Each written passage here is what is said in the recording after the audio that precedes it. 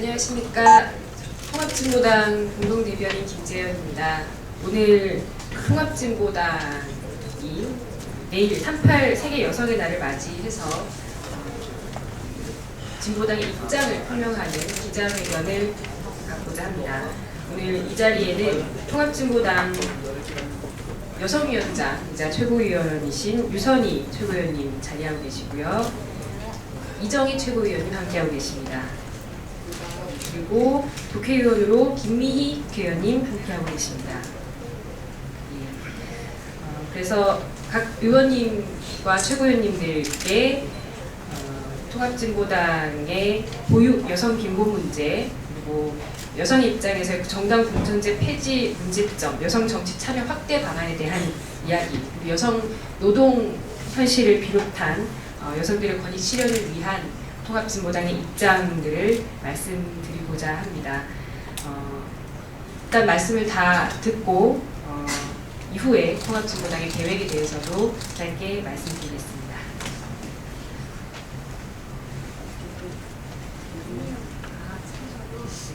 네, 먼저 김미희 의원께서 보육과 여성 빈곤 문제에 대한 여성 복지 문제에 대해서 말씀드리겠습니다.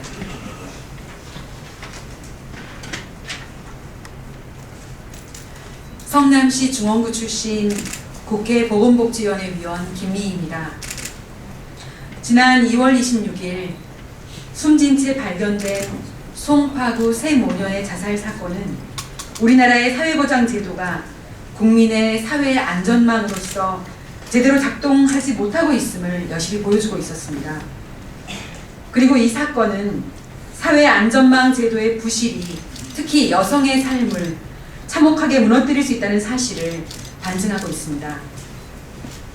박근혜 정부는 OECD 최악의 수준인 복지정책을 개선하기는커녕 공약 파기를 통해 사회 안전망을 더욱 후퇴시키고 있습니다.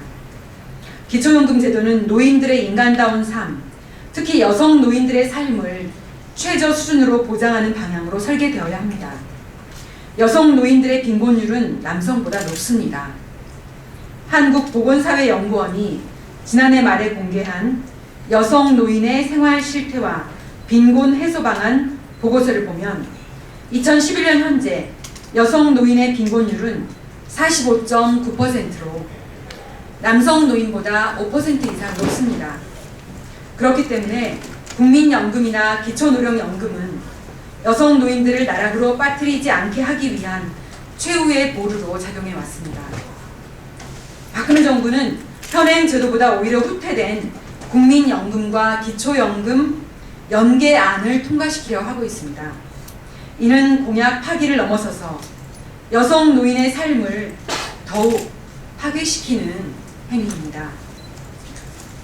박근혜 정부는 후보 시절 임신과 육아 부담 완화를 위한 종합 육아 서비스 지원 체계를 마련하여 보육 문제를 해결하겠다고 공약했습니다. 산모들이 건강한 아이를 낳을 수 있도록 임신에서 출산에 이르기까지의 지원은 물론 기저귀, 분유값 등 양육비 부담을 줄여줄 수 있는 지원 방안을 마련하겠다고 공약했습니다. 이는 여성이 경제활동을 하는 맞벌이 부부가 증가하고 보육에 대한 시간적 부담이 커짐에 따라서 일과 가정의 양립을 위해서 약속했던 것입니다. 그러나 이 약속 역시 마찬가지로 지방정부의 책임을 떠넘기거나 미미한 예산 편성으로 허무하게 사라져가고 있습니다. 육아휴직제도의 보편적 확대를 위한 구체적 노력이 시급합니다. 또한 남성들의 육아휴직을 현실화시키기 위해서 소득 대체율을 높여야 할 것입니다.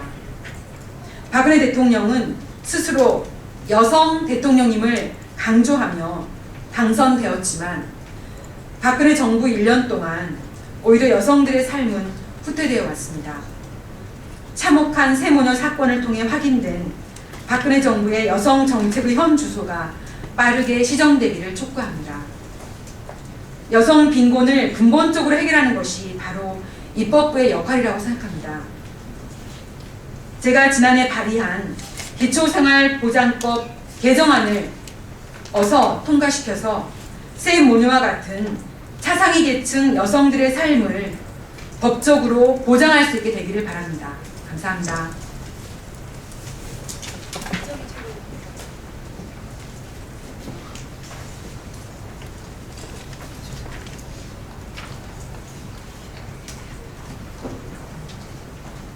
네, 통합진보당 최고위원 이정입니다.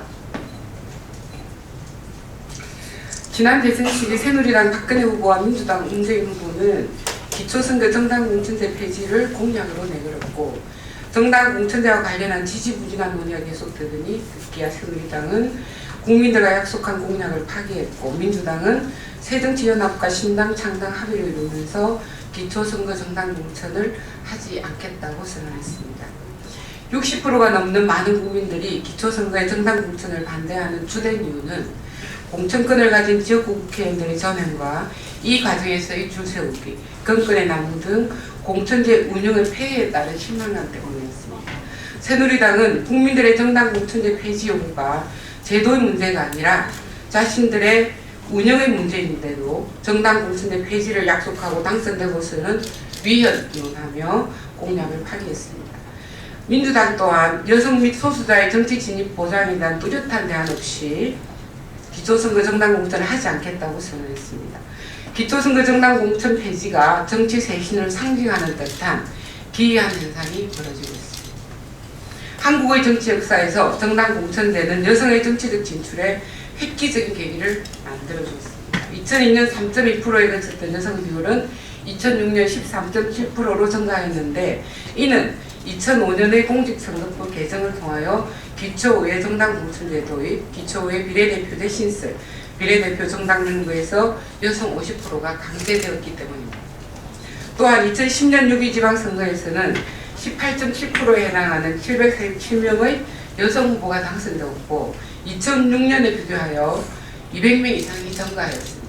이러한 증가는 2010년의 선거법 개정, 여성 의무 공천제 도입과 비례대표 여성 할당 및 남녀 교호 순번제 위반 시 수리불허 및 등록 무효 대상을 광역의회 및 기초의회로 확대한 데 따른 것입니다. 통합진보당은 2014년 지방선거에 한없는 어려움을 뚫고서 역대 최대 후보를 발굴하여 출마할 예정이며, 그중 여성 후보는 현재 발굴 후보 중 33%를 차지하고 있습니다. 여성 의무 공천 비율 30%가 당내 제도화되어 있기 때문에 가능한 일입니다.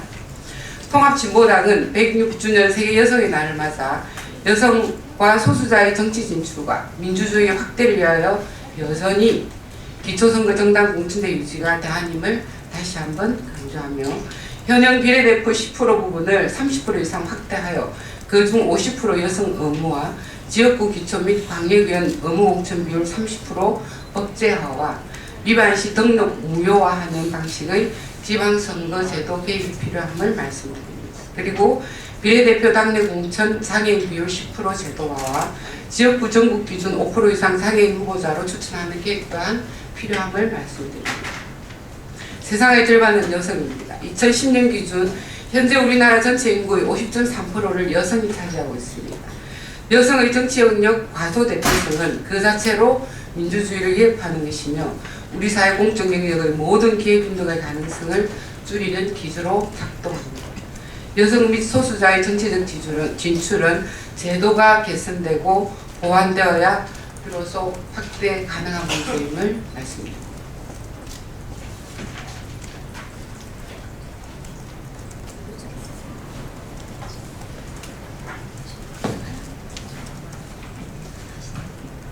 네, 반갑습니다. 통합진보당 여성위원장 유선입니다. 내일은 106주년 38 세계 여성의 날입니다. 이 날을 맞이해서 통합진보당은 지금 현재의 여성들의 현실을 진단하면서 우리 여성들의 삶을 개선하기 위한 진보당의 입장과 요구를 이 자리에서 밝히고자 합니다. 준비된 여성 대통령으로 박근혜 정부는 새로운 여성 시대의 대한민국을 열겠다고 약속했습니다.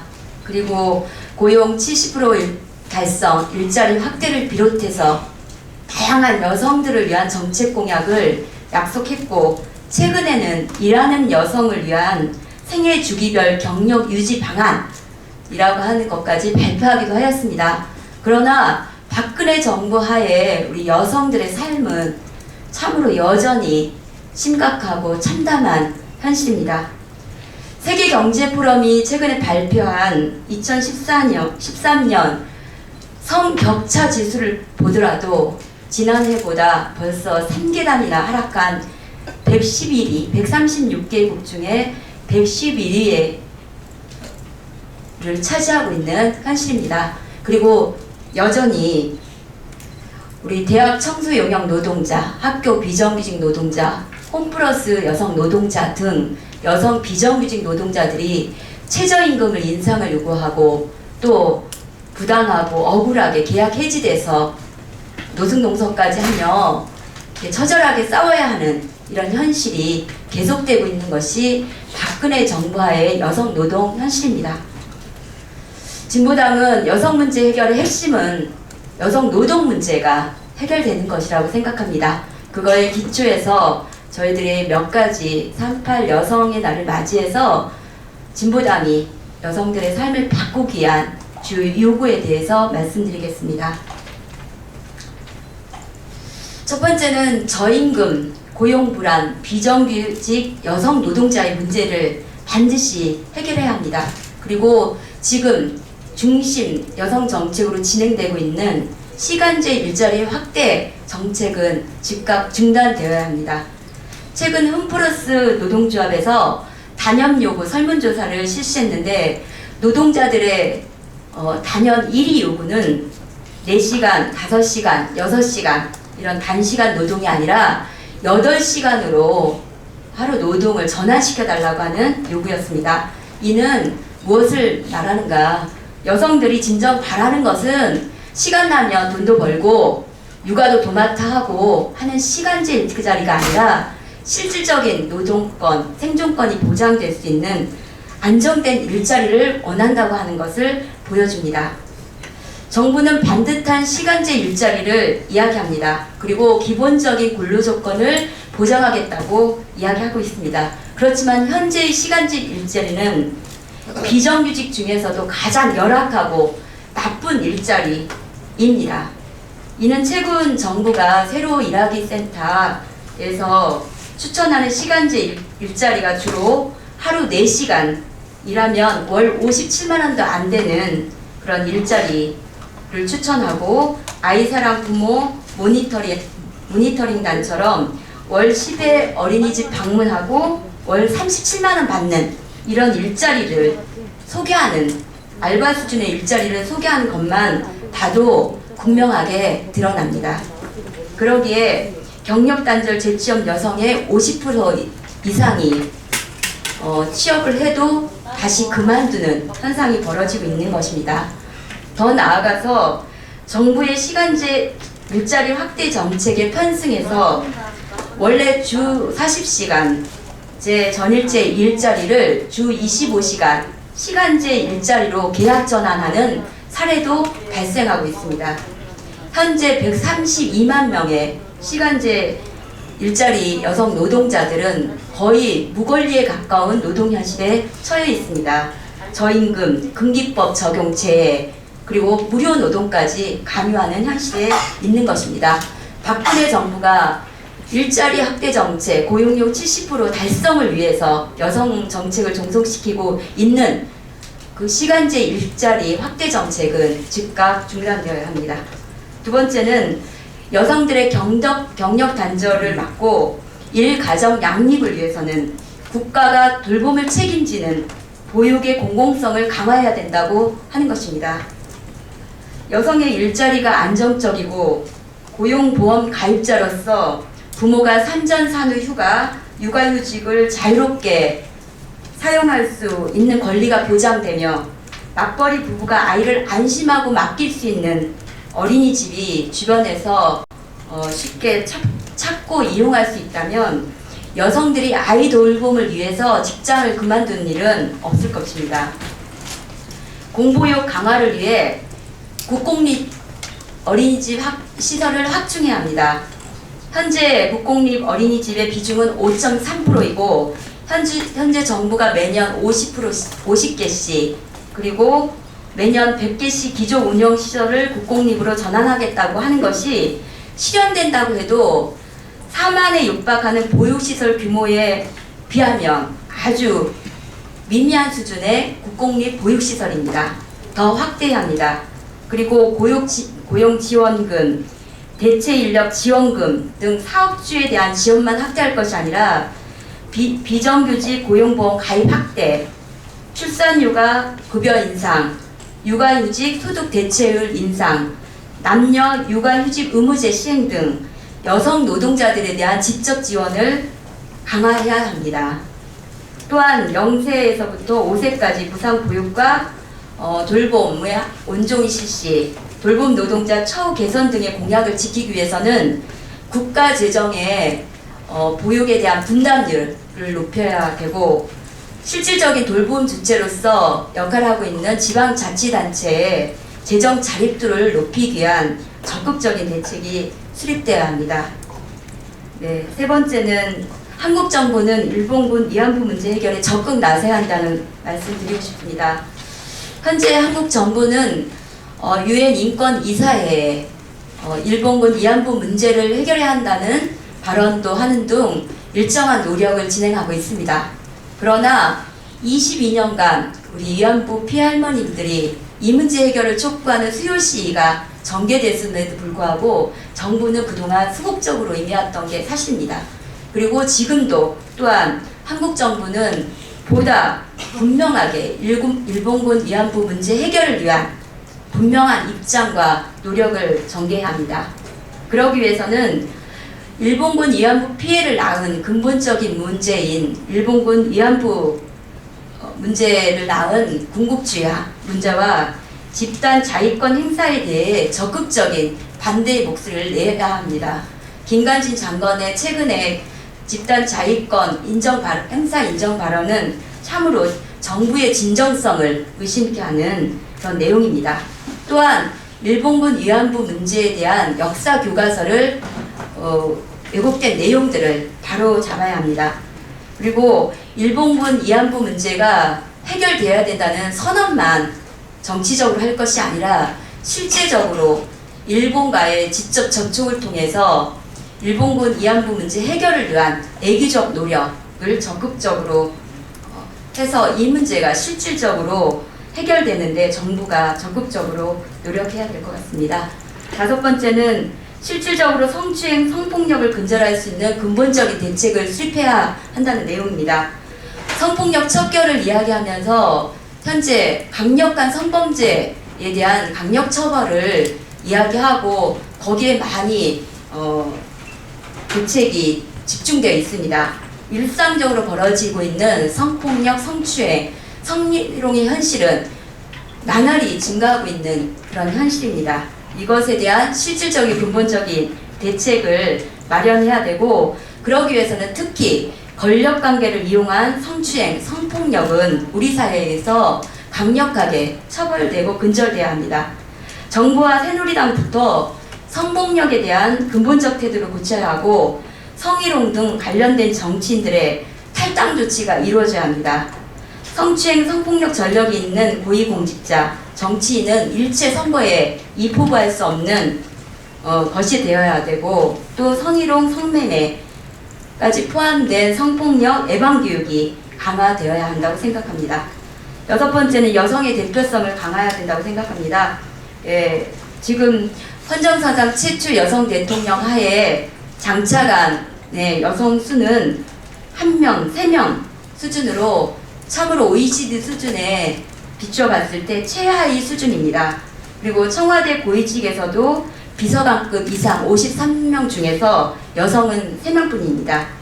이런 현실에서 미래 여성 인재 10만 명 양성은 참으로 기대하기 힘든 현실이고 이런 공약들이 지켜지고 있지 않다고 하는 것을 보여주는 것입니다.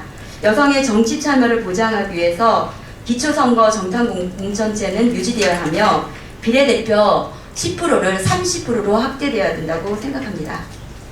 이런 내용을 중심으로 여성들을 대변하는 목소리를 좀 내고 싶고요. 박근혜 정부는 그동안 씩씩한 언니들의 정당이라는 이름을 걸고 여성할당제, 여성 노동자들의 비정규직 차별 해소, 친환경 무상급식 등 여성들의 지위와 권리, 복지 확대를 위해 헌신적으로 일해왔던 합법정당, 통합진보당을 위헌정당이라며 강제적으로 해산하려고 하고 있습니다. 통합진보당을 통해 여성의 희망을 만들려고 했던 우리 통합진보당 여성당원들은 현재 참으로 심각한 분노와 고통을 느끼고 있는 현실입니다. 그러나 진보당 여성당원들은 박근혜 정부의 반민주 폭거의 정당 해산에 결코 굴복하지 않을 것입니다. 106년 전에 여성 노동자들이 투쟁을 통해 여성의 지위와 권리 향상에 새로운 역사를 썼듯이 통합진보당 또한 여성들의 삶을 개선하기 위한 요구를 당당히 들고 또한 여성들의 단결된 저항의 힘을 만들어 나가면서 여성들의 문제를 해결하고 성평등한 사회를 실현하기 위해 각고의 노력을 다할 것을 이 자리에서 결의합니다. 긴 시간 들어주셔서 감사합니다. 네, 마무리하도록 하겠습니다. 통합진보당은 내일 세계 여성의 날 106주년이 되는 내일 오후 2시 서울역에서 전국 여성연대와 전국 여성 농민의 총연합 등과 함께 여성의 날 기념 대회를 갖겠고요. 보신각에서는 민주노총과 함께 시간제 일자리 반대 목소리를 낼 예정입니다. 여성 대통령 시대라고 하지만 실제로 더 많은 여성들이 고통받아야 하고 삶을 포기해야 하는 이 참담한 시대에 통합진보당은 여성의 행복을 실현하기 위해서 지방선거 30% 이상의 여성 후보들과 함께 더 많은 주민들과 손 맞잡고 뛰도록 하겠습니다. 고맙습니다.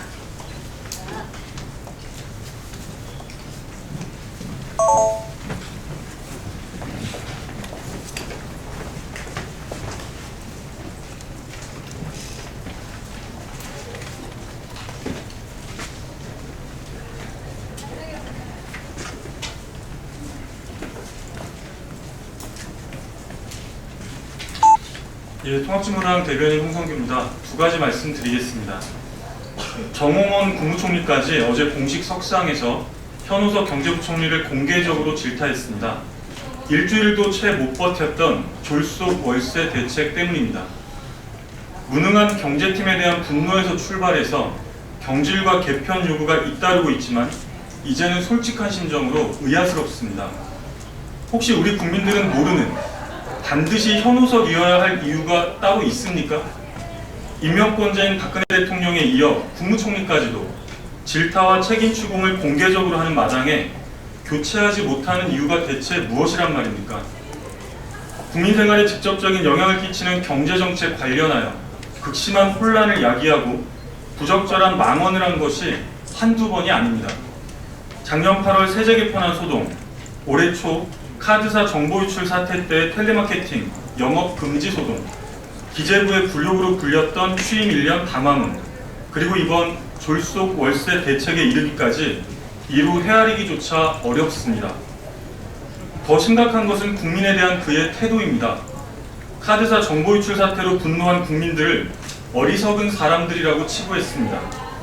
비판의 목소리에 겸허하기는커녕 세계가 우리의 경제정책에 관심을 갖고 있다.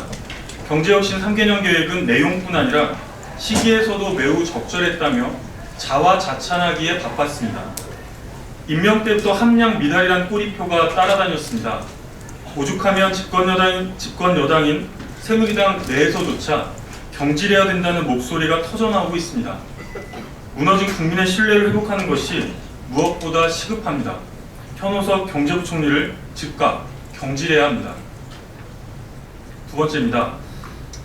서울시장 예비후보로 등록한 이혜훈 새누리당 최고위원이 서울시장에 당선되면 서울 광장에서 정치집회와 시위를 열지 못하게 하겠다고 선포했습니다.